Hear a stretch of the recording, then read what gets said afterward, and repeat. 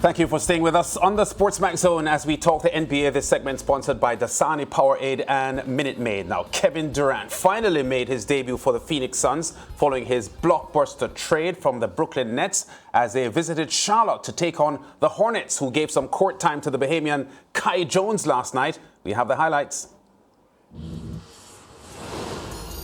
Phoenix Suns and the Charlotte Hornets, welcome to your new team, KD.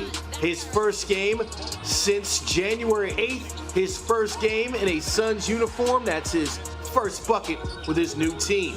Sure enough, wouldn't be his last. KD added again, 11-0 Suns run to start the game. His new teammate, MVP finalist last year, Devin Booker, hits the jumper. Dennis Smith Jr. getting to the bucket. He makes it a three-point game, the end of the one. Speaking of threes, KD raining them. Then KD inside the arc, just as dangerous. This, not a replay. Looks identical. Same spot, same result. KD at it again. He wasn't the only Suns player hitting jumpers. There's DeAndre Ayton inside the paint with a soft touch. Phoenix ahead by 16 at the break. CP3 to Devin Booker. We've seen that a few seasons now. Then Booker running the floor, getting rewarded. KD with the touchdown pass. Booker, 17 points in the third quarter alone. He had 37 in the game. Still, Charlotte trying to mount a comeback. Terry Rozier getting downhill. Kelly Oubre Jr., 2 of his 26, the strongest finish. Check it out one more time for your mind. We move to the fourth quarter. KD takes the contact and keeps connected. KD closing it out for the Suns. 23 points in just 27 minutes. Phoenix wins 105-91, your final score. They're actually 13-5 over their last 18 games and undefeated with Kevin Durant in the lineup.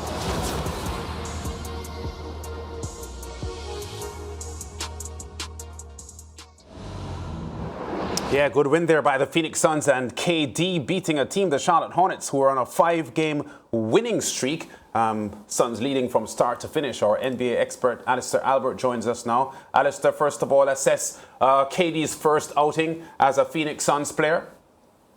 Impressive. You know, it's really good to see him back on the court again after, taking that little time off of the injury that he had. And, he looks good. What was really impressive about that highlight you just saw right there was just the amount of attention he commands, basically. That opens up the lanes at the shooting angles for Devin Booker, Chris Paul and everything. And even just looking at the box score, Chris Paul didn't have to do very much. He just had only 2 points, but he had 11 assists. And, it just kind of shows the impact of having someone like Kevin Durant on the team. CP3, if they had lost that game, right up coming against a hot Charlotte Hornets team who had won the last 5, like you mentioned, it would have been devastating for them, at this point of the season. Why can't you beat a team like this?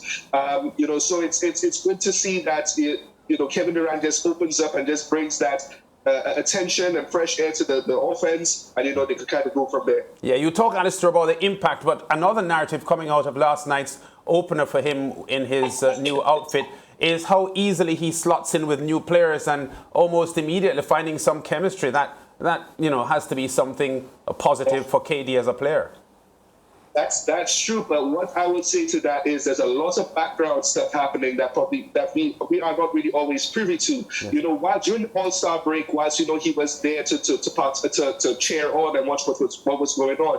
After the break, and the few days that they had left over, KD actually did go on vacation. He was in Phoenix training. He was trying to get himself right, trying to get his conditioning right.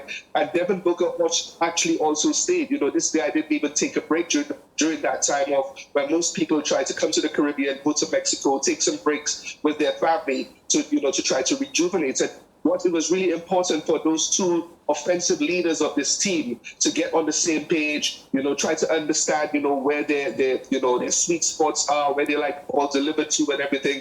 And it was really good to see they stay back to kind of help build that chemistry. So yes, if they slot it in really easily, but they have some level of familiarity from playing in USA basketball and having this little mini training camp over the All-Star break to try to get acquainted. So, it looked easy, but there's a lot of background work going on there too.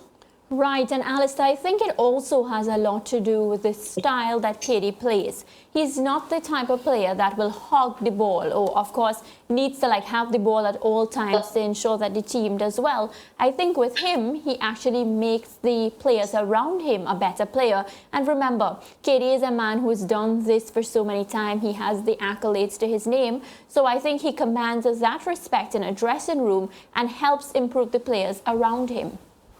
Absolutely. You hit the nail right on the head. And what happens there as well is, longevity and historical reps help him in this situation.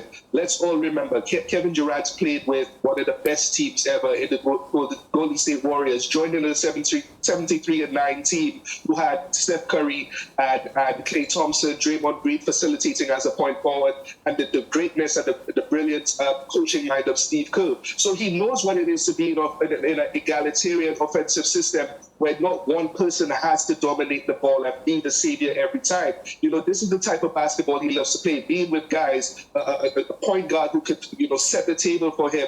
And, he doesn't have to bring the ball up each time. He could just pick his spots and everything. And having some other shooters around him, a guy like Devin Booker, who, let's remember, also scored 70 points some seasons back. Yes. And DeAndre Ayton, who could command some attention in the middle. It allows him a lot of space to operate. And even with that space, he still saw guys collapsing on him on defense because of the attention he commands and the respect, like you just mentioned, that he commands on the court as well. He doesn't have to lead. Monty Williams, the coach of that team, said they don't want KD to come in here to try to be any sort of vocal leader. They just want him to be himself. Chris Paul and him are there to be the leaders, and allowing him to just be himself on the court is just perfect for him.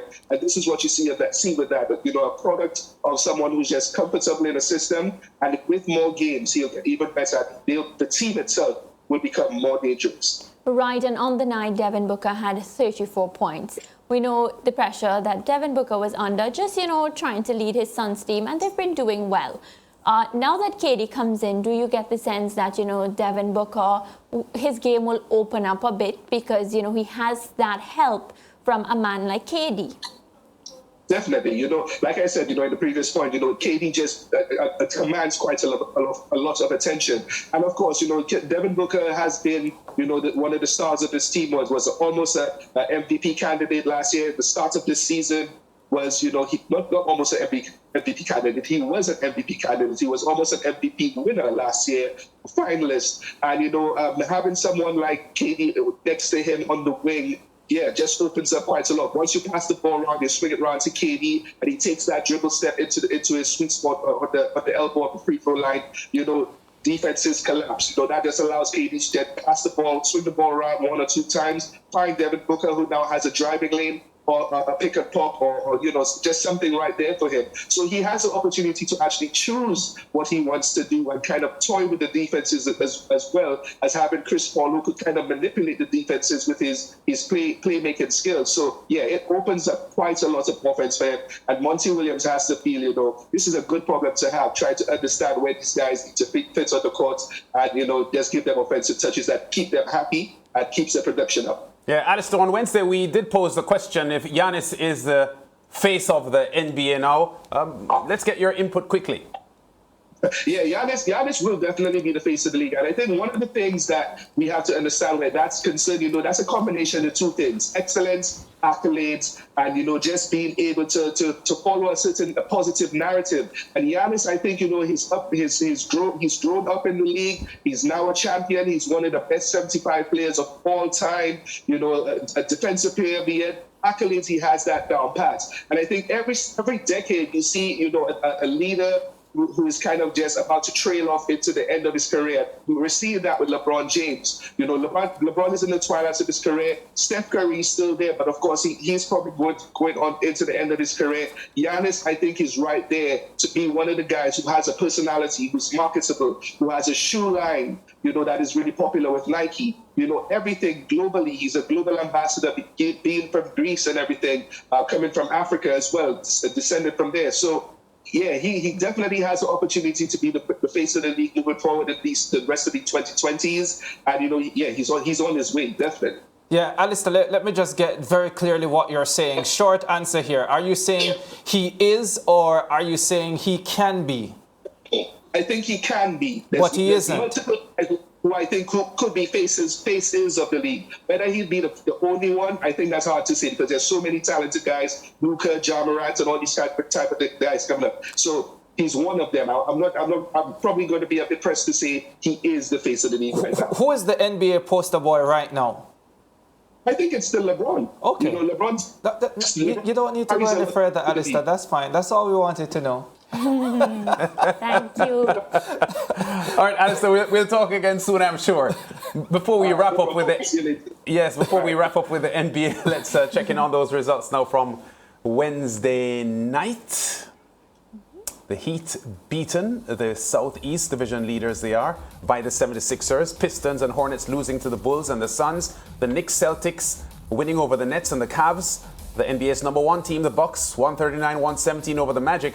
And there were wins for the Grizzlies, the Lakers and the Pelicans over the Rockets, Thunder and the Trailblazers. Back with more on the SportsMax Zone after this.